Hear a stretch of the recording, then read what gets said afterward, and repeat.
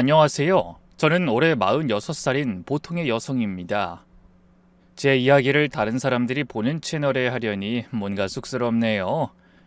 말주변도 없지만 용기 내서 이렇게 사연을 보내봅니다. 저희 가족은 다른 집과 다를 것 없이 정말 평범해요. 남편은 중소기업 대리로 일하고 있고 저는 동네 카페에서 파트타임으로 일하며 두 아이를 키우고 있어요. 다만 좀 내세우고 싶은 게 있다면 저희 부부는 결혼한 지 20년이 됐는데도 여전히 신혼부부처럼 다정하게 지내고 있다는 겁니다. 너무 뽐내는 것 같아서 좀 그렇지만요. 그래도 좋은 건 떠들어야 하니까. 잘난 것 없는 저에게 자랑거린 남편밖에 없으니까 대놓고 자랑 좀 할게요. 미워하지 말고 봐주세요. 저희 남편은 퇴근길에 꼭 뭐라도 하나씩 사와요. 비싼 건 아니에요. 길거리 음식이나 편의점에서 제가 좋아하는 초콜릿 아니면 그냥 길가에 떨어진 꽃이라도 가져와요. 여보, 이거 보니까 당신 생각났어. 라면서요. 어제는 퇴근길에 제가 좋아하는 붕어빵을 사왔는데 겨울이니까 따뜻한 거 먹어야지 하면서 품에서 꺼내는데 정말 따뜻하더라고요. 추운 날씨에 품에 안고 왔다고 생각하니 고마워서 코끝이 찡했어요. 아침에 제가 도시락 싸주면 세상에서 제일 맛있는 도시락이라며 볼에 뽀뽀하고 나간답니다. 아이들이 아빠 엄마 좀 그만해요. 창피해요. 라고 해도 우린 여전히 그래요. 그네가 엄마 아빠는 희한하다니까 친구들 부모님은 안 그러던데 하면 남편이 그건 아빠가 엄마를 너무 사랑해서야 하고 대답하죠. 주말이면 우리는 손잡고 동네 공원을 산책해요. 팔짱 끼고 걸으면서 이런저런 이야기를 나누죠. 벤치에 앉아서 편의점 커피 한 잔 마시며 도란도란 이야기하는 게 우리의 데이트 코스예요. 지난주에는 산책하다가 만난 동네 할머니가 아유 젊은 사람들이 참 보기 좋네. 요즘 이런 부부 보기 힘든데 하셨어요. 우리가 40 중반인데 젊은 사람이라니 황송해서 둘이 한참 웃었답니다. 시댁 모임에서도 우리 부부의 애정 표현은 자연스럽게 나와요. 밥 먹을 때도 서로 반찬 집어주고 남편이 제 어깨 주물러주고 저는 남편 옷에 묻은 먼지나 음식을 닦아주고요. 지난달에는 시어머니 생신이라 모였는데 남편이 제가 좋아하는 잡채를 접시에 덜어주는 걸 보고 시어머니가 너희는 아직도 신혼이냐? 하시며 웃으셨죠. 그렇다고 민망할 정도로 애정 행각을 하는 건 아니에요. 그냥 묵묵히 서로를 존중하고 위한다는 걸 표현할 뿐이거든요. 그런데 이런 우리 모습을 제일 못마땅해 하는 사람이 있었어요. 바로 시동생의 아내, 저의 손아래 동서예요. 당시 서방님네 부부는 결혼한 지 8년 정도 되었을 거예요. 동서는 35살로 저보다 11살이나 어렸죠. 대형 로펌의 파트너 변호사고 연봉도 2억은 넘는다고 하더라고요. 시동생은 구청 소속 공무원인데 동서가 훨씬 더 잘 나가고 하도 큰 소리를 치니 집안에서 길을 못 펴고 살았죠. 동서도 처음엔 나름 예의 바르고 착했어요. 시댁 어른들께도 깍듯했고 저한테도 형님 형님 하며 잘 따랐죠. 그런데 그건 그저 처음 시댁에 잘 보이기 위한 연기였던 것 같아요. 몇 년 전 파트너 변호사로 승진하고 나서부터 사람이 완전히 변하기 시작했거든요. 예전 시어머니 생신 모임 때의 일이에요. 저희 부부가 거실 소파에 나란히 앉아 차를 마시고 있었어요. 남편이 제 머리카락을 귀 뒤로 넘겨주면서 여보, 이 머리핀 예쁘다. 언제 샀어? 하고 물었죠. 제가 지난주에 시장에서 3,000원에 샀어. 하고 대답하자 남편이 3,000원짜리가 100만원짜리보다 더 예뻐 보이네 라고 답했거든요. 그때 동서가 이 대화를 어디선가 듣고 오더니 우리를 보고는 대놓고 비웃더라고요. 엄마 형님과 아주버님은 아직도 그러고 사세요? 중년 부부가 무슨 고등학교 애들처럼. 그리고 3,000원짜리 머리핀은 너무 웃기다. 전 그런 거 차마 못하겠던데. 그러면서 자기가 들고 온 샤넬백을 일부러 크게 테이블에 올려놓더라고요. 쿵 소리가 날 정도로 세게 놓으면서 이렇게 말하는 겁니다. 그럼 저도 자랑 좀 해도 돼요? 이거 지난주에 출장 갔다가 파리에서 산 거거든요. 한정판이라 한국에 딱 5개밖에 안 들어왔대요. 가격은 형님은 들으면 놀라실 테니까 말 안 할게요. 반 농담인 것처럼 말하기에 저도 그냥 웃으며 예쁜 내 동서 잘 어울려 하고 넘겼지만 속으론 좀 서운하더라고요. 굳이 그렇게 비교하면서 말해야 했을까 싶었거든요.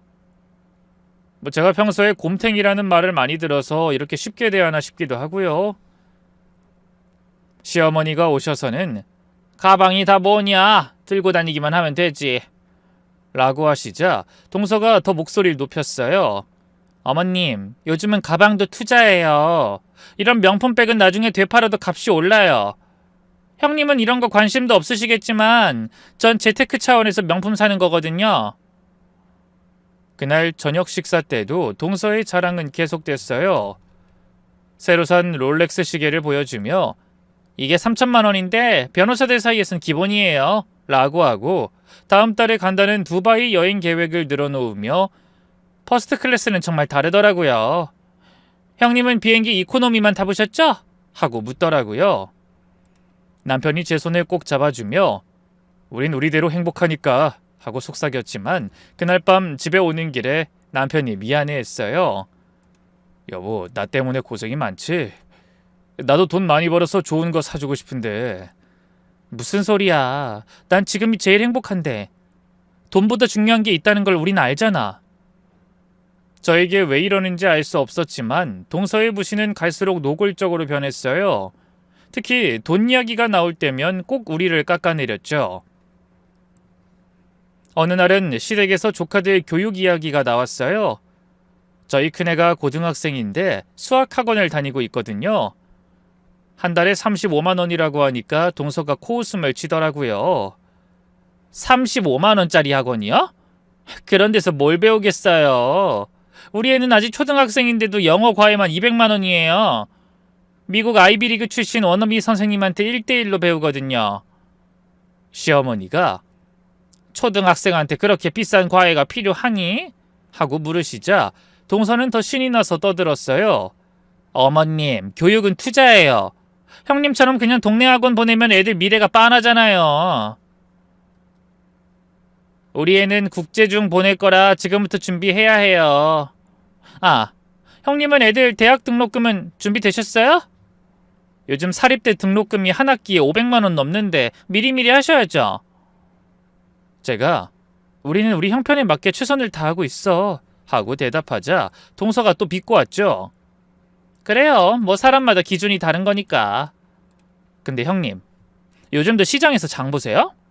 전 유기농 매장에서만 장 보는데 일반 마트 음식을 농약이 걱정돼서 못 먹겠더라고요. 특히 애들 먹을 거는 더 신경 써야 하지 않나요? 그러면서 자기는 일주일 장 보는 데만 50만 원이 든다고 하더라고요. 어제는 한우 등심을 샀는데 1kg에 15만 원이더라고요. 뭐 비싸긴 해도 애들 건강을 생각하면 아낄 수 없죠. 형님은 한우 자주 드세요? 보다 못한 시동생이 여보 그만 좀 해 하고 조용히 말렸지만 동서는 그게 더 자극이 됐던 건지 목소리를 높였죠. 뭘 그만해. 사실이잖아. 내가 뭐 틀린 말 했어? 그리고 내가 형님이랑 수다 좀 떨겠다는데 왜 그래? 우리 사이 이 정도도 얘기 못하냐고. 이뿐만이 아닙니다. 명절 때 시댁에서 뭘 준비할지 이야기하다가도 또 한바탕 하곤 했죠. 제가 이번엔 제가 잡채하고 전 준비할게요 했더니 동서가 끼어들었어요. 직접 만든 음식도 좋지만 전 이번에 호텔에서 세트 주문했어요. 호텔 한식당에서 만든 거라 퀄리티가 달라요. 100만 원짜리 세트인데 뭐 이런 건 좀 부담스러우시려나? 속으로는 정말 화가 났지만 시어머니 앞이라 참았거든요. 근데 시어머니가 먼저 한마디 하시더라고요. 야, 네가 돈 많이 번다고 그렇게 잘났니? 큰 며느리가 정성껏 만든 음식이 호텔 음식보다 100배는 낫다. 돈으로 살 수 없는 게 정성이야. 동서의 얼굴이 빨개졌지만 금세 다시 반격했어요. 전 시간이 없어서요. 변호사 일이 얼마나 바쁜지 아세요? 형님처럼 파트타임만 하면 시간이 많겠지만. 그 말에 시동생까지 여보 그만 좀 하랬잖아. 정말 해도 해도 너무한다 라고 말렸어요. 그런데도 동서는 아랑곳하지 않더라고요. 글쎄. 뭐가 너무해? 난 팩트를 말하는 거야. 형님이 카페에서 시급 10,000원 받고 일하는 동안 난 시간당 50만 원 벌어. 그게 현실이라는 걸 말하는 거라고. 내가 뭘 그렇게 잘못했다고 다들 나한테만 뭐라 하지? 그때 갑자기 동서 핸드폰이 울렸어요. 화면을 보더니 표정이 묘하게 변하더라고요. 잠깐만요. 중요한 전화라서. 그러곤 황급히 밖으로 나갔는데 목소리가 평소와 달랐어요. 업무 전화라고 했는데 친근해 보이는 남자 목소리가 슬쩍 들렸거든요. 시동생의 표정이 어두워졌고 시어머니도 뭔가 이상하다는 듯 눈살을 찌푸리셨어요. 시어머니는 70을 넘기셨는데도 정정하시고 특히 눈썰미가 좋으세요. 가족들 사이에 미묘한 감정 변화도 다 캐치하시죠. 어느 날 시댁 모임에서 시어머니가 저만 따로 부르셨어요. 부엌에서 과일을 깎으시면서 말씀을 꺼내셨죠. 준우애미야, 많이 속상하지? 민정이 제가 매번 걸고 넘어지잖아. 에휴, 원래 저런 애가 아니었는데. 아니에요 어머님, 괜찮아요. 뭐가 괜찮아? 나도 다 들었어. 시장에서 장 본다고 무시하고 애들 학원 싸다고 무시하고. 근데 있잖아, 내가 볼 땐 걘 너희가 부러운 거야. 저희가요? 저희가 뭐가 부럽다고요. 동서는 돈도 많고 잘 나가는데. 사과를 깎으시던 시어머니가 칼을 내려놓고 제 손을 잡으셨어요. 너희는 서로 진심을 다해 사랑하잖아. 돈 없어도 행복하고. 작은 며느린 돈은 많아도 부부끼리 제대로 대화를 안 해. 밥 먹을 때 봤지? 각자 핸드폰만 보고 있잖아. 내 입장에선 애비가 안쓰럽지. 집에 가면 기도 못 펴고 말 걸어도 집사람이 대답도 제대로 안 해주고. 그때 마침 동서가 또 전화를 받으러 나갔어요. 시어머니가 창밖을 보시더니 한숨을 쉬셨습니다. 저것 봐, 또 전화야. 변호사가 주말에도 저렇게 바쁘니? 뭔가 이상해. 그냥 일이 많은가 보죠 어머님. 아니야, 저번에도 통화하는 거 들었는데 무슨 일 전화를 하는데 자기야 소리가 나와. 자기야요? 그래, 내가 귀가 안 좋으니 다 듣진 못했지만 무슨 비밀이야 이런 소리까지 했다니까. 저도 깜짝 놀랐어요. 시어머니가 그런 내용을 들으셨다니. 어머님 정말요? 잘못 들으신 거 아니에요? 다른 건 몰라도 이건 확실하다니까. 성규한테 슬쩍 물어봤더니 요즘 부부 사이가 더 안 좋아졌대.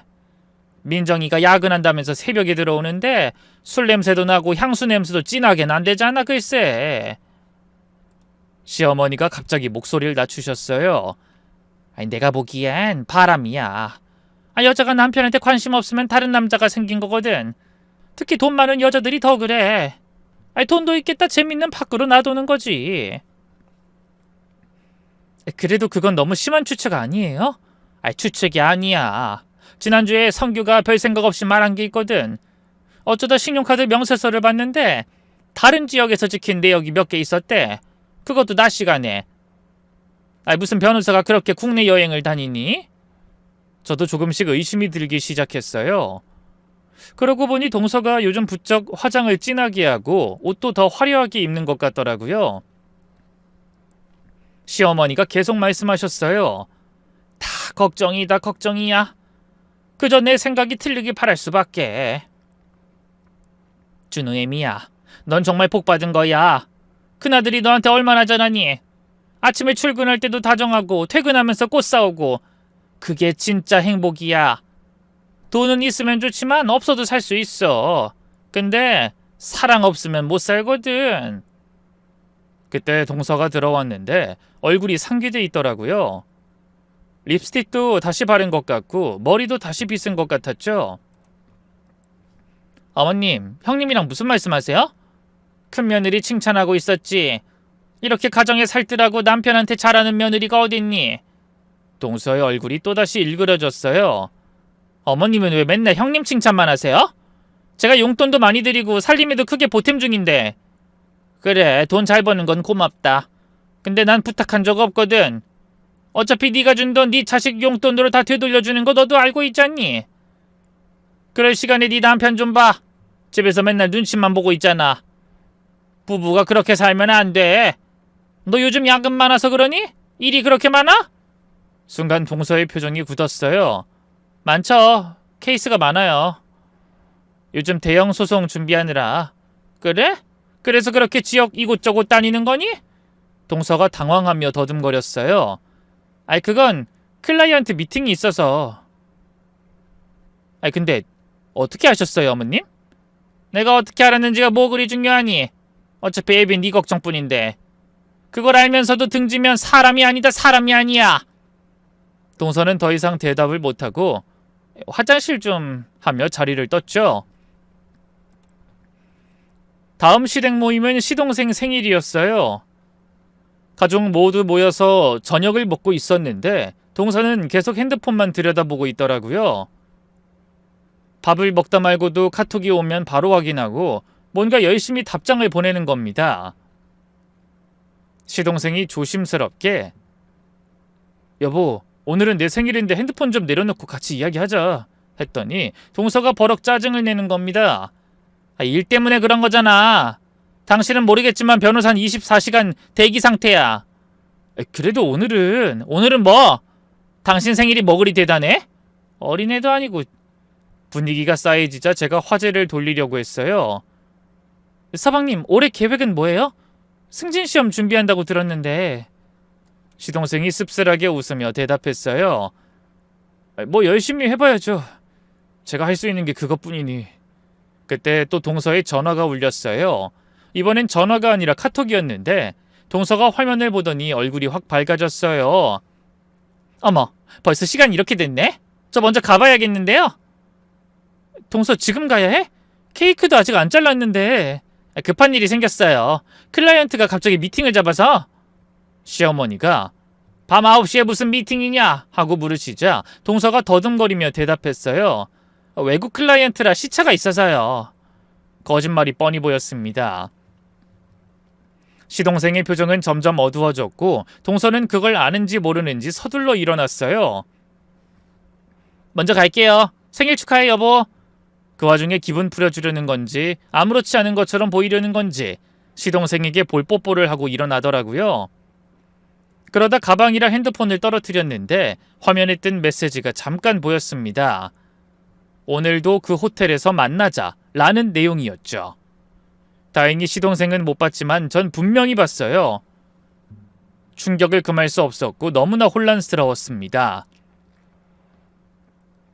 동서가 나간 후 시동생이 힘없이 말했어요. 저 어떡하면 좋을까요? 민정이가 이젠 저를 사랑하지 않는 것 같아요. 뭐라 위로해야 할지 몰라 머뭇거리는데 시어머니가 나서셨어요. 야, 정신 차려. 네 아내가 이상한 짓 하는 것 같은데 가만히 있을 거야? 어머니 무슨 말씀이세요? 네 아내 분명 다른 문제가 있다.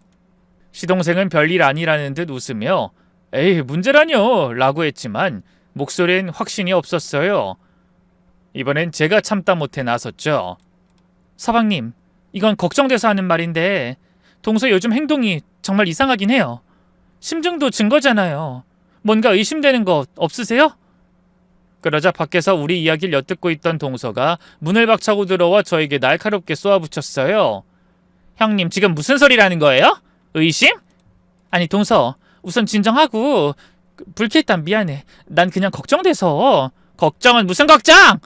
형님이나 남편 걱정하세요. 월급쟁이로 평생 아등바등 살 거 생각이나 하시고 남의 집 일을 참견하지 마시라고요. 왜 그렇게 발끈해? 동서가 스스로 봐도 이상하지 않아? 전혀 안 이상한데요? 피도 안 섞였는데 가족 흉내 내면서 다 아는 척하지 마세요. 저 형님한테 이런 이야기 들을 사람 아니거든요? 변호사인 제가 카페 알바는 형님보다 이상할까요? 그때 시동생이 굳은 목소리로 여보, 형수님한테 말 함부로 하지 마 라고 편을 들어줬습니다. 그러자 동서가 시동생에게까지 화를 내기 시작했죠. 당신은 좀 닥쳐! 맨날 형님 편 만들고 그러니까 평생 그렇게 사는 거야. 기생충처럼 살면서 내가 이렇게 돈 벌어와도 고마운 줄 모르고. 그러자 시어머니가 버럭 소리를 지르셨어요. 너 지금 뭐 하는 거야? 네가 우리한테 어떻게 그렇게 말할 수 있니? 여태 참아준 것도 고맙게 생각 못하고 이젠 막 나가자는 거야? 동서는 눈물을 글썽이며 소리쳤어요. 저는 이 집안에서 항상 외톨이에요. 다들 형님만 좋아하고 형님은 노력 하나 없이 날로 먹고 전 이렇게 뼈 빠지게 노력해서 성공했는데도 왜 아무도 인정 안 해주는 거예요?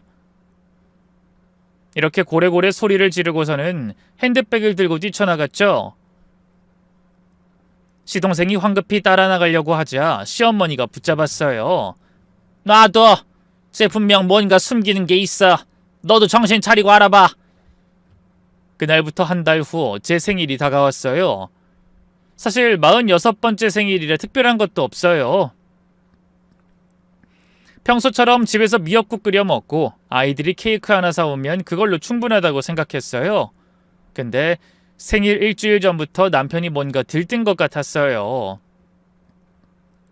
퇴근하고 오면 혼자 씩 웃고 핸드폰으로 뭔가 열심히 검색하고 제가 뭐 보는데? 하고 물으면 아무것도 아니야 하면서 핸드폰을 숨기고요. 어느 날은 제가 잠든 줄 알았는지 거실에서 전화 통화하는 소리가 들렸어요. 네, 그 자리로 예약 부탁드립니다. 그리고 케이크도 준비 가능한가요? 네, 기념일로요. 다음날 아침 남편이 출근하기 전에 물었어요. 여보, 어젯밤에 무슨 예약한 거야? 남편이 깜짝 놀라며 아무것도 아니야. 회사 일로 하고 얼버무렸어요. 그렇게 며칠이 지나고 드디어 생일 전날 밤 남편이 침대에 누워있는 저를 살며시 깨웠어요. 여보, 내일 아침 일찍 일어나야 해. 왜, 무슨 일 있어? 비밀이야. 내일 알려줄게. 그리고 제일 예쁜 옷 입어야 해. 갑자기 왜 그래? 어디 가는데? 남편이 씩 웃으며 기대해도 좋아 하고는 잠들었어요. 그리고 생일 아침 남편이 평소보다 일찍 일어나 샤워를 하고 나왔어요. 그것도 정장을 차려입고요. 평소 출근할 땐 캐주얼하게 입는데 결혼식 갈 때나 입는 정장을 입고 나온 거예요. 당신 어제부터 계속 이상하네. 오늘 회사에 무슨 중요한 일 있어? 남편이 활짝 웃으며 침대맡에 앉았어요. 그리고 품에서 봉투를 꺼내 제게 내밀었죠. 생일 축하해 여보. 이거 열어봐. 왠지 떨리는 마음으로 봉투를 열었더니 특급 호텔 레스토랑 예약 확인서가 들어있었어요. 그것도 제가 TV에서만 보던 연예인들이 가는 그 유명한 호텔이었죠. 어머 여보, 이게 뭐야? 여기가 얼마나 비싼데? 알아. 내 사랑에 비하면 아무것도 아니지. 얼만데 그래? 솔직하게 말해줘. 1인당 30만 원인가 그럴걸? 별거 아니래도 30만 원? 그럼 둘이 합쳐서 60만 원이라는 거야? 그 돈이면 세 달치 장을 봐도 되는데. 저희한테는 너무나 큰 돈이었어요. 그동안 아이들 키우랴 꼬박꼬박 저축하랴 제대로 돈 쓴 적이 없었거든요. 사치 부리는 건 있을 수 없던 삶이었는데 한 끼 식사에 그 비싼 돈을 줘야 한다는 게 부담스러웠습니다. 그런데 남편이 제 손을 잡으며 말했어요. 그동안 야근 수당 안 쓰고 모은 거야. 커피도 안 사 먹고 담배도 끊고. 오히려 잘된 일이지. 그리고 당신 생일마다 제대로 된 선물 한번 못 해줬잖아. 올해는 특별하게 보내자. 제가 말이 없자 남편이 씩 웃으며 이야기를 덧붙였습니다. 사실 이 호텔 우리한테 특별한 곳이잖아. 기억나? 신혼여행 때 여기 앞을 지나가면서 당신이 언젠가 저런 데서 밥 한번 먹어보고 싶다라고 했었지? 눈물이 핑 돌았어요. 20년이 지났는데도 남편은 그걸 기억하고 있었던 거예요. 여보, 정말 고마워. 근데 너무 아깝긴 하다. 그 돈으로 다른 거 하면. 아까운 게 뭐가 있어. 사랑하는 아내 생일인데. 오늘만큼은 우리도 당당하게 가서 맛있는 거 실컷 먹고 오자. 아무리 돈이 아깝다 하지만 저도 사실 가보고 싶었어요. TV에 나오는 호텔 레스토랑은 정말 화려하더라고요. 랍스터며 스테이크며 디저트도 예술작품 같고요. 알았어. 그럼 곧바로 준비할게. 저는 옷장을 열고 제일 좋은 옷을 꺼냈어요. 작년 명절 때 좋은 곳 있으면 가려고 산 검은색 원피스였죠. 10만 원에 샀지만 재질이 좋아 훨씬 비싸 보이는 옷이었어요. 화장도 평소보다 신경 써서 했죠. 아이들이 학교 가고 없어서 마음껏 준비할 수 있었죠. 남편도 머리에 젤을 바르고 구두도 반짝반짝 닦았어요. 넥타이도 제가 결혼 10주년에 선물한 것을 맸죠. 여보, 정말 멋있다. 당신도 정말 예뻐. 오늘은 내가 세상에서 제일 예쁜 여자랑 데이트하는 거야. 집을 나서면서 옆집 아주머니를 만났는데 어머, 두 분 오늘 특별한 날이에요? 정말 멋지세요. 하고 인사해 주더라고요. 차를 타고 호텔로 가는 내내 가슴이 두근거렸어요. 그걸 아는지 남편이 운전하면서도 계속 저를 보며 웃었고요. 여보, 긴장하지 마. 우리도 당당한 손님이야. 알아. 근데 왜 이렇게 떨리지? 이게 뭐라고? 너무 오랜만에 외식이라서 그런가? 나도 떨려. 근데 당신이랑 함께라서 든든해. 호텔에 도착하니 정말 TV에서 보던 그대로였어요. 높은 건물, 화려한 입구, 문을 열어주는 직원들, 발레 파킹 직원이 나와 차를 받아갔죠. 어서 오십시오. 즐거운 시간 되세요. 로비에 들어서니 천장이 어찌나 높은지, 샹들리에가 어찌나 화려한지 입이 떡 벌어졌어요. 대리석 바닥은 거울처럼 반짝거렸고 곳곳에 놓인 꽃들도 정말 아름다웠죠. 여보, 여기 진짜 대단하다. 너무 낯설어. 그러게. 근데 우리도 여기 있을 자격 충분해. 돈이 많아서가 아니라 20년 동안 열심히 살아왔으니까 그 자격으로. 남편이 제 손을 꼭 잡아줬어요. 그 따뜻한 손길에 긴장이 좀 풀렸죠. 엘리베이터를 타고 레스토랑이 있는 층으로 올라갔어요. 문이 열리자 또 다른 세상이 펼쳐졌죠. 넓은 홀, 반짝이는 조명, 그리고 음식 냄새. 프런트에서 예약을 확인하니 직원이 밝게 웃으며 안내해줬어요. 생일 축하드립니다. 창가 특별석으로 준비했습니다. 어머, 제 생일인 걸 어떻게... 예약하실 때 말씀해 주셨어요. 작은 선물도 준비했으니 기대하세요. 창가 자리는 정말 환상적이었어요. 통창으로 보이는 도시 전경이 한눈에 들어왔죠. 와, 여기서 보는 풍경 장난 아니네. 진짜 멋있다. 오늘은 당신이 주인공이니까 최고로 대접받아야지. 직원이 메뉴를 설명해 주고 갔어요. 작은 뷔페를 함께 이용할 수 있는 곳이었어요. 음식을 가지러 가니 정말 눈이 휘둥그레 커지더라고요. 각종 해산물이 얼음 위에 진열돼 있었고 스테이크는 주문하면 바로 구워주더라고요. 초밥은 주방장이 직접 만들어주고 있었죠. 디저트 코너는 마치 보석 가게 같았어요. 케이크며 마카롱이며 초콜릿까지 종류가 셀 수 없을 정도였죠. 여보, 이거 다 먹어도 돼? 당연하지. 오늘은 다이어트고 뭐고 없어. 마음껏 먹어. 우리는 코스로 나온 랍스터와 뷔페 음식을 천천히 음미하며 이야기를 나눴어요. 처음 만났을 때 이야기, 결혼 초기에 어려웠던 시절, 아이들 키우며 있었던 에피소드들.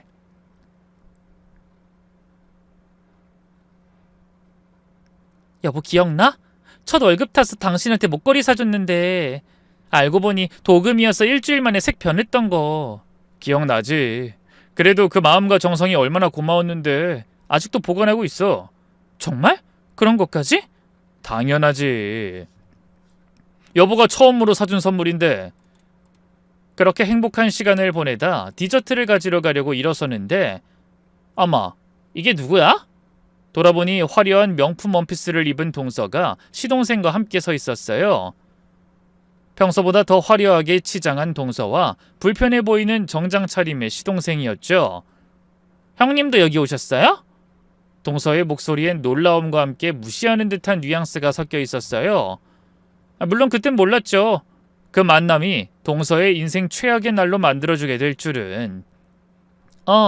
그 서방님이랑 동서 같이 왔네. 여기서 보니 반갑다. 평소처럼 명품으로 온몸을 치장한 동서는 우리를 위아래로 훑어봤습니다. 명품 같은 원피스에 샤넬백, 비싸 보이는 시계까지 온몸이 명품 전시장 같았어요. 시동생은 저희를 보며 반갑게 인사했지만 동서의 표정은 영 못마땅해 보였죠. 형, 오늘이 형수님 생일이신가 봐요. 축하드려요. 시동생이 진심으로 축하해주는데 동서가 옆에서 비아냥거렸어요. 아니 좀 신기하긴 하네. 이런 비싼 데를... 설마 신용카드 할부로 오신 건 아니죠? 아주버님 월급으로 여기 올 수 있어요? 한 끼에 30만 원인데? 와인까지 하면 50만 원도 넘을 텐데? 남편이 제 손을 꽉 잡아주며 차분하게 대답했습니다. 네, 재수씨. 알뜰히 모아서 왔어요. 아내 생일이니까요. 여기 오려고 알뜰히 모은 거예요? 재밌으시다. 사실 저희는 여기 그냥 오고 싶을 때 오거든요. 호텔 VIP 회원 같은 게 있어요. 다른 사람들과 다른 대접해주는 그런. 그때 시동생이 조심스럽게 제안했어요. 형님, 혹시 괜찮으시면 같이 앉으실래요? 오랜만에 만났는데 밥이라도 같이 먹어요. 솔직히 기분은 똥 밟은 것처럼 정말 안 좋았지만 시동생의 부탁을 거절하기도 뭐해서 수락했습니다. 4명이 한 테이블에 앉았는데 동서는 자리에 앉자마자 또 핸드폰을 꺼내 들더라고요. 참 부지런하죠? 잠깐만요. 사진 좀 찍어야겠다. 인스타에 올려야지. 팔로워가 3,000명이 넘어서 기대하고 있거든요. 형님도 인스타 하세요? 아, 안 하시겠구나. 형님 연세엔 카톡도 어려우시겠다. 제가 듣는 둥 마는 둥 하자 다음 공격이 이어졌습니다. 동서가 지갑에서 검은색 카드를 꺼내 보이며 자랑했죠. 반짝이는 카드를 테이블에 일부러 던지듯 놓으면서 말했습니다. 이게 그 VIP 카드거든요. 연회비만 해도 어마무시한데 아마 형님 1년 월급보다 많을걸요? 이런 거 잘 모르시죠? 아 맞다. 형님은 체크카드 쓰신다고 들었는데 한도가 얼마나 되세요? 100만 원? 시동생이 동서의 팔을 잡으며 당신 밖에서까지 이러지 마. 교양 없어 보여. 라고 했어요. 그 말이 동서의 자존심을 건드린 것 같았습니다. 완전히 폭주하기 시작했죠. 아니 그냥 난 여러모로 걱정돼서 그러지. 여기 오면 형님네 한 달 생활비가 날아갈 텐데. 아, 형님 이번 달에 애들 학원비는 낼 수 있겠어요? 큰조카 수능 준비한다던데 과외는 시키세요? 요즘 대치동 과외비가 시간당 10만 원은 하던데. 그러면서 자기는 지난주에도 왔다고 떠들어댔죠. 저희는 한 달에 2-3번은 와요. 회사 근처라 클라이언트 미팅도 가끔 여기서 하고 동창 모임이나 친구들 모임도 이 호텔에서만 하고요. 아 맞다. 이런 고급 와인 드셔보셨어요? 한 병에 100만 원 하는 샤토마고 2015년산인데 제가 시켜드릴까요? 형님은 평생 한 번도 못 드셔볼 테니 생일 기념으로 제가 살게요. 시동생이 여보 그만하라고 라며 말렸지만 동서는 들은 채도 하지 않았죠. 형님네한테 좋은 경험 시켜드리려는 건데 오바 좀 하지 마. 아주버님 평소에 와인 좋아하세요? 아 맞다. 소주 드신다고 했던 것 같은데. 참이슬이요 진로요? 남편이 차분하게 대답했습니다. 전 아내와 마시는 소주 한 잔이 세상에서 제일 맛있습니다. 동서가 한 방 먹은 듯 표정이 잠깐 어두워졌지만 이내 다시 웃으며 이야기를 이어갔어요. 아 그러시구나. 근데 저희는 이제 소주는 못 마시겠더라고요. 입맛이 고급화되면 그렇게 돼요.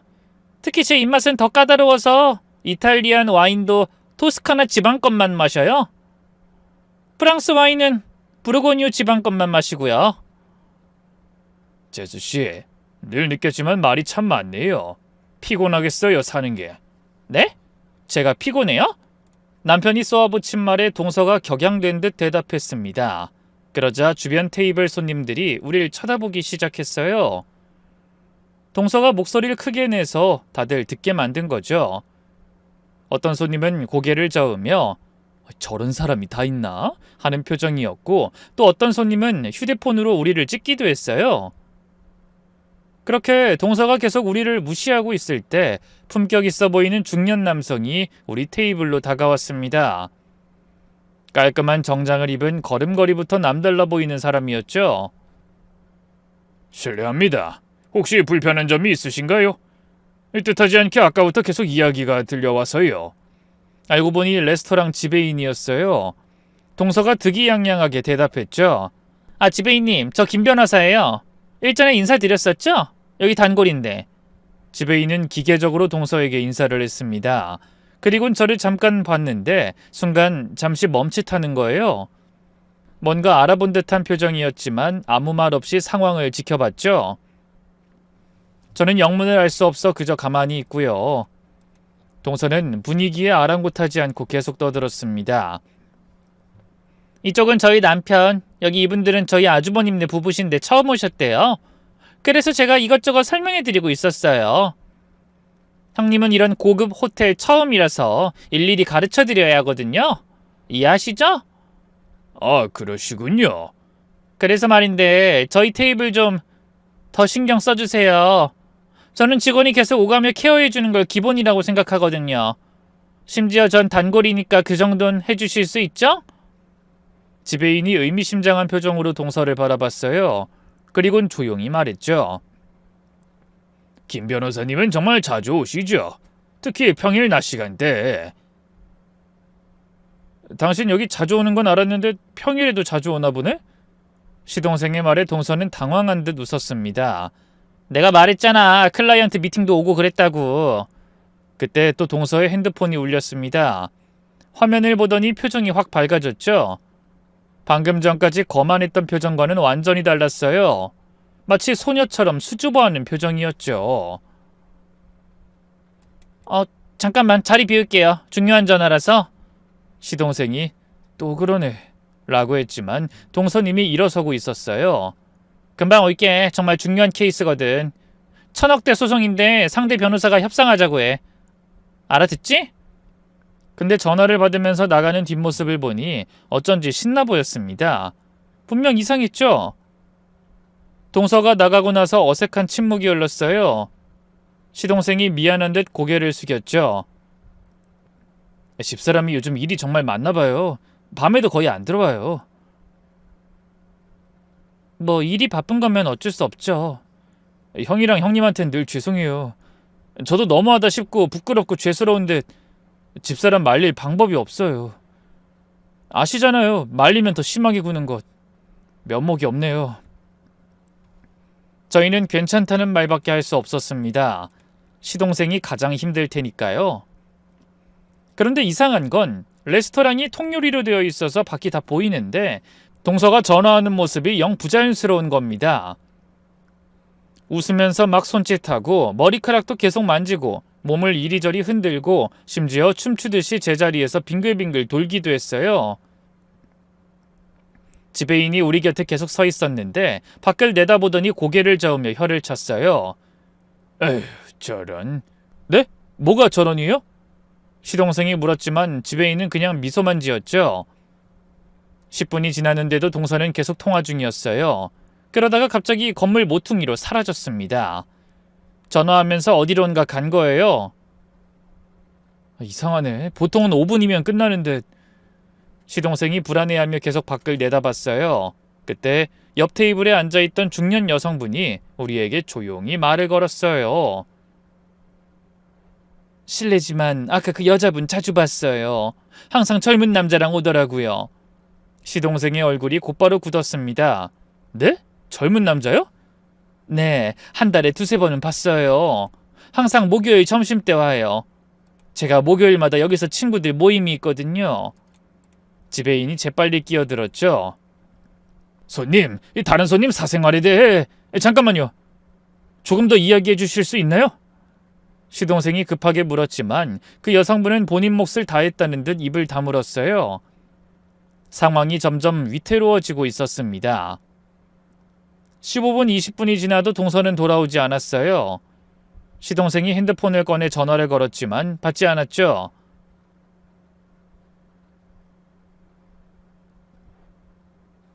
그러게. 일 전하면 이렇게 오래 걸릴 리가 없는데. 25분쯤 지났을 때 시동생이 일어났어요. 제가 나가서 찾아볼게요. 성규야, 조금만 더 기다려보자. 남편이 말리자 시동생이 제자리에 앉았습니다. 그렇게 장장 30분 만에 동서가 돌아왔는데 얼굴이 완전히 달라져 있었어요. 화장을 다시 한 게 뻔히 보였죠. 립스틱도 새로 바르고 볼터치도 다시 하고 향수 냄새도 더 진해졌어요. 그런데 이상한 건 입술이 좀 부어 보였다는 거예요. 실례했네요. 정말 중요한 일이라. 클라이언트가 급하게 결정을 내려야 한대서. 앉으면서 옷깃을 만지는데 블라우스 단추가 한 칸 잘못 채워져 있더라고요. 목 부분은 풀려 있고, 그리고 더 이상한 건 머리 뒤쪽이 완전히 헝클어져 있었어요. 급하게 빗질한 흔적이 있었죠. 시동생이 차갑게 물었어요. 어디 갔다 와? 밖에서 통화했다니까. 왜 그래? 30분 동안? 중요한 일이었어. 억대 소송이라고 했잖아. 지배인이 다시 우리 테이블로 왔어요. 음식은 만족스러우신가요? 그러면서 동서를 빤히 쳐다봤죠. 동서가 불편한 듯 스카프를 다시 매만지며 대답했습니다. 네, 늘 만족하죠. 김 변호사님은 정말 자주 오세요. 특히 목요일 낮 12시에 항상 같은 자리에 앉으시고. 그 순간 그 자리에 있던 우리 세 사람이 그 자리에 얼어붙어 버렸습니다. 그 말의 뜻을 전부 눈치챈 거예요. 동서도 위기를 직감한 듯 얼굴이 살짝 굳어졌어요. 그게 왜요? 지배인은 아무것도 모르는 척 천진난만하게 말을 이었어요. 아, 단골이라고 하셔서요. 처음엔 기억 못했는데 지금 기억이 났습니다. 목요일마다 오시는걸요. 그리고 항상 2층 구석 자리를 선호하시던데 창가 쪽 7번 테이블이죠. 다른 손님들 눈엔 잘 안 띄는 자리. 동서가 당황하며 말했습니다. 그냥 조용히 해서요. 업무 미팅하기 좋아서. 관심 감사해요, 지배인님. 그러니 이제... 맞아요. 업무 미팅. 근데 매번 같은 분과 오시더라고요. 키 크고 젊은 남자분. 30대 초반쯤 되어 보이던데 검은 머리에 안경 쓰신 분 맞죠? 시동생이 고개를 들었어요. 금방이라도 화를 낼 것만 같은 표정이었죠. 같은 사람이랑 매주 미팅을? 지배인이 무심하게 계속 말했어요. 오해 마세요. 그분도 법조인이신 것 같던데요. 정장 입은 모습이 똑같더라고요. 두 분이 워낙 자주 오셔서 저희 직원들도 다 아는 단골이시죠. 한 번은 직원이 농담으로 목요일에 커플이라고 했던 게 기억이 나서. 커플 아니에요! 동서가 버럭 소리쳤어요. 주변 사람들이 다 쳐다봤죠. 지배인이 놀란 척하며 말했어요. 죄송합니다. 그냥 직원들이 농담으로 한 말인데 두 분이 워낙 다정해 보이셔서. 다정하다뇨? 그냥 업무 미팅이라고요. 케어 같은 거 필요 없으니까 이만 가주세요, 지배인님. 동서의 이마에 땀이 송글송글 맺혔어요. 금방이라도 쓰러질 것처럼 사색이 되어 있었습니다. 그때 지배인이 또 폭탄을 떨어뜨렸어요. 네, 알겠습니다. 참, 그리고 지난주에 그 남자분이 뭘 깜빡 잊고 가셨더라고요. 프런트에 보관 중인데 그 시계였나 지갑이었나? 아무튼 굉장히 비싼 물건이던데. 뭐라고요? 시동생이 목소리를 높였어요. 이제 기억이 나는군요. 정확히는 값비싼 롤렉스 시계였어요. 지금 보니 손님 시계랑 똑같은 모델이네요. 지배인이 동서의 시계를 가리키며 아무것도 모른다는 순진무구한 표정으로 말했습니다. 그와 동시에 동서가 벌떡 일어났어요. 하얗게 질린 얼굴로요. 저 화장실 좀... 그리고는 거의 뛰다시피 화장실로 갔습니다. 핸드백도 놓고 간 걸 보니 정말 급했나 봐요. 아니면 도망가고 싶었거나. 시동생이 지배인에게 물었어요. 목소리가 떨리고 있었죠. 정말로 제 아내가 매주 같은 남자와 오나요? 지배인이 난처한 표정을 지었죠. 이런 제가 실수를 했나요? 부부 사이에 오해가 생기면 안 되는데. 오해가 아니라 사실을 알고 싶어요. 제발 말씀해 주세요. 그때 동서의 핸드백에서 또 진동음이 들렸어요. 이번엔 전화였죠. 발신자 표시에 진우 오빠라고 떴어요. 이름 옆에는 마치 은밀한 암호 같은 이모티콘도 붙어 있었죠. 시동생이 그 이름을 보고는 주먹을 불끈 쥐었어요. 박진우 그 새끼가... 지배인이 조심스럽게 말했습니다. 혹시 그분이 법무법인 한강의 박진우 변호사신가요? 아는 분이에요? 네, 그 명함을 보관하고 있어서요. 아내분과 자주 예약을 하고 오셨거든요. 지배인의 마지막 말로 모든 게 확실해졌습니다. 그 순간 동서가 돌아오고 있었어요. 이 모습을 본 지배인은 서둘러 자리로 돌아갔죠. 동서는 울고 왔는지 눈이 빨갛게 충혈돼 있었습니다. 무슨 이야기 하고 있었어? 시동생이 차갑게 말했어요. 박진우 이야기. 동서의 다리가 휘청거렸어요. 의자를 잡고 겨우 섰죠. 그게 무슨... 당신이 매주 목요일마다 만난 사람, 시계 주고받은 사람 박진우, 그 인간 맞잖아. 내가 모를 것 같아? 그건 오해야. 진우는 그냥 후배고. 당신한테 연락하는 거 본 게 한두 번이 아니야. 내가 당신 데리러 갈 때도 늘 그 인간이랑 함께 있었고 매번 찜찜하고 불편했지만 아닐 거라고 믿었어. 당신이 그렇게까지 뻔뻔할 거라고는 믿고 싶지 않았는데. 시동생이 조용히 일어났어요. 얼굴은 차분했지만 눈에는 배신감과 분노가 가득했죠. 형수님, 죄송합니다. 저희 먼저 가보겠습니다. 아니 여보, 잠깐만, 내 말 좀 들어봐. 집에 가서 이야기해. 여기서 더 망신당하고 싶어? 이미 게임은 끝났죠. 동서가 시동생의 팔을 잡았지만 시동생은 차갑게 뿌리쳤습니다. 제발 내 이야기 좀 들어보라고. 언제나 차분하던 시동생이 단호한 태도로 말했습니다. 그럼 CCTV 확인해보고 갈까? 지난주 목요일 거. 떳떳하면 CCTV 봐도 되잖아. 그 말에 동서도 당당하단 것처럼 소리치기 시작했어요. 그래, 맞아, 나 바람 피웠어. 이제 다 알았으니 만족해? 만족하냐고? 레스토랑이 순간 조용해졌어요. 모든 사람이 우리를 쳐다봤죠. 그런데도 동서는 이성을 잃고서 펄쩍 뛰고 있었어요. 만난 지 6개월 됐고 나 지금 넘치도록 행복해. 그 사람은 당신보다 훨씬 당당하고 자신감 넘쳐. 고개 숙이는 일도 없어서 날 보호받는 여자로 만들어준다고. 내가 당신한테 뭘 더 어떻게 해줬어야 했는데? 난 내가 할 만큼 했다고 봐. 그게 싫다고. 내 눈치 보고 주눅 들고 송장처럼 말도 없는 게 답답해 죽을 것 같다고 난. 그러면서 맨날 형님네만 부러워하지. 내가 당신한테 바라는 건 그런 게 아니었다고. 동서는 아이처럼 울음을 터뜨렸습니다. 그리고는 핸드백을 챙겨 밖으로 나갔죠. 시동생도 힘없이 따라갔고요. 마음이 너무나 불편했습니다. 시동생 부부가 나간 후에 지배인이 저에게 다가와 말했어요. 혹시 20년 전에 종로 파라다이스 레스토랑에서 일하셨던 분 아니신가요? 제가 깜짝 놀라 어머, 어떻게 아세요? 했더니 지배인이 환하게 웃었어요. 역시 맞으시군요. 저 그때 막 서빙 배우던 연습생이었어요. 고작 23살이었는데 그때 저한테 정말 친절하게 가르쳐 주셨어요. 접시 닦는 법부터 손님 응대까지. 정말요? 죄송하지만 기억은 잘 안 나는데. 그럴 수 있죠. 그때 제게 해주신 말씀 아직도 기억해요. 손님을 대하는 진정성이 최고의 서비스다. 비싼 음식보다 따뜻한 마음이 더 중요하다고요. 기억이 날 것도 같네요. 이렇게 보니 너무 반가워요. 사실 기억은 잘 안 나는데 그때 저는 열정도 많았고 다른 사람을 돕는 일에 망설이지 않았으니 그럴 법한 일 같았어요.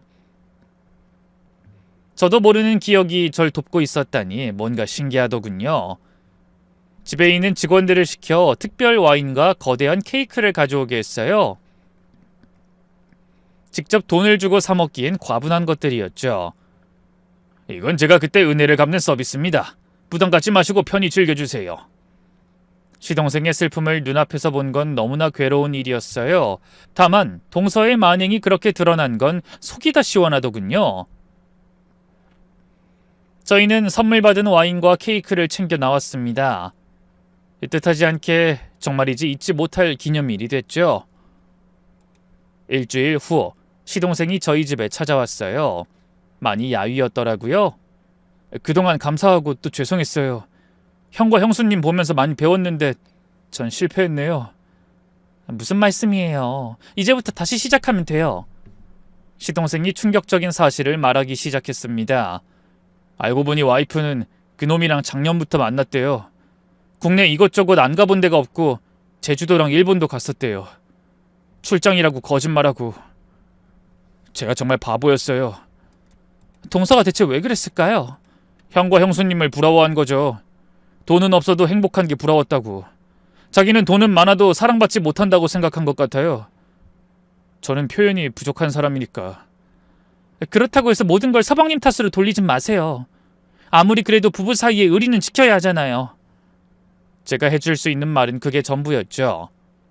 한 달 후 이혼 소송이 시작됐어요. 동서의 불륜 증거가 명백해서 위자료도 많이 물어야 했죠. 더 큰 문제는 동서가 로펌에서도 징계를 받았다는 거예요. 같은 로펌 변호사와의 분류는 큰 스캔들이었거든요. 파트너 변호사직에서 물러나야 했으니 연봉도 대폭 삭감됐겠죠. 듣자 하니 그 상간남도 동서를 버렸다고 하더라고요. 스캔들이 커지니까 자기 미래가 걱정됐나 봐요. 그냥 선배가 먼저 유혹해서 이런 식으로 발뺌했대요. 몇 달 후 제게 동서가 전화했어요. 형님 저예요. 사과하고 싶어서 전화했어요. 정말 죄송했어요. 동서는 울면서 모든 걸 털어놨어요. 처음으로 들어본 솔직한 진심이었죠. 매일 밤 혼자 자면서 형님 생각했어요. 어떻게 그렇게 행복할 수 있을까? 그래서 더 미웠어요. 제가 가질 수 없는 걸 형님은 가졌으니까. 어쩌면 동서도 갖고 있었는데도 몰랐던 걸 수도 있지. 모든 사람이 같은 방식으로 사랑하는 건 아니니까. 그래요. 모든 걸 잃고 나니까 보이더라고요. 제가 그렇게 남편을 주눅들게 만들어 놓고 그 모습이 싫다고 했으니 애초에 말이 안 되는 싸움이었죠. 그렇게 전화를 끊고 나서 전 왠지 씁쓸한 마음이었습니다.